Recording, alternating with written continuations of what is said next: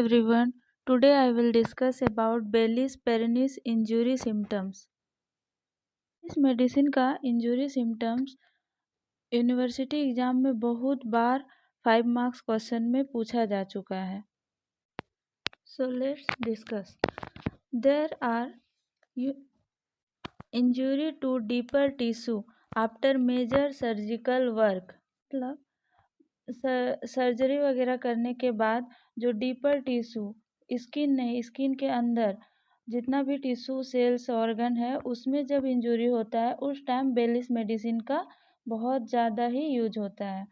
There is soreness and intolerance of cold bathing from injury to nerves.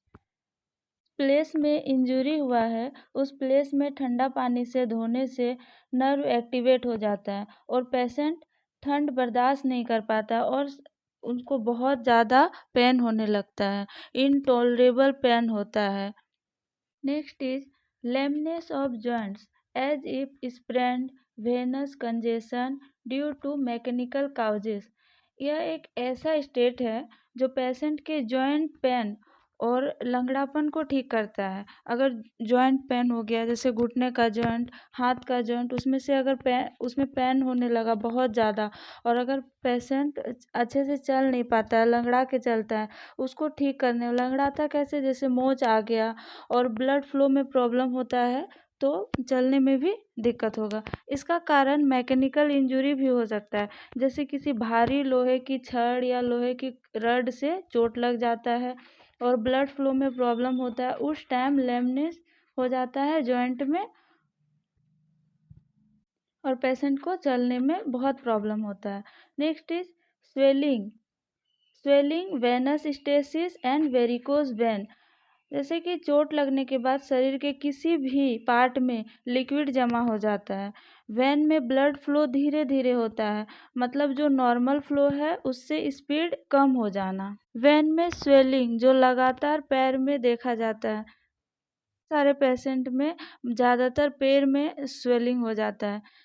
इसी को varicose vein कहते हैं. बहुत लंबे समय तक अगर कोई आदमी एक ही पोजीशन स्टैंडिंग पोजीशन में है और पैर में बहुत ज़्यादा भार पड़ता है, इसी कारण से वेरिकोज वेन हो जाता है. एंड नेक्स्ट इज सोर ब्रूइस्ड फीलिंग इन पेल्विक रीजन और सिंस चाइल्ड बर्थ.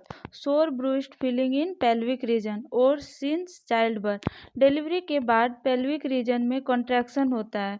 कॉन्ट्रैक्शन क्यों होता है? बहुत सारा ऑक्सीटोसिन हार्मोन रिलीज होता है चाइल्ड बर्थ के टाइम पे.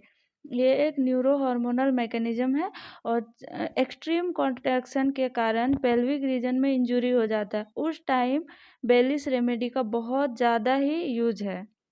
कॉन्ट्रैक्शन के कारण जो पेल्विक में इंजरी हो जाता है, बेलिस मेडिसिन से ये ठीक किया जा सकता है. सारे सिम्टम्स को समराइज करते हैं, जैसे डीपर टिश्यू में इंजरी हो जाना और अगर वेन अच्छे से ब्लड फ्लो नहीं करता है, नर्व ब्लड फ्लो नहीं करता है, तो उस टाइम जो कंजेक्शन हो जाता है वेन में, उसके कारण लेमनेस आ जाता है, इंजरी हो जाता है पैर में कोई मैकेनिकल चीज़ से, स्वेलिंग हो जाता है. वेरिकोज वेन के टाइम पे ये बेलिस मेडिसिन का यूज हो सकता है.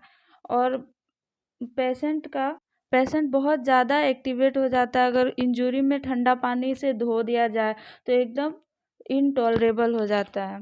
और चाइल्ड बर्थ के टाइम पेल्विक रीजन में इंजरी हो जाता है, उस टाइम ये मेडिसिन बहुत ज़्यादा यूजफुल होता है. Thank you. Please like, share and subscribe my channel.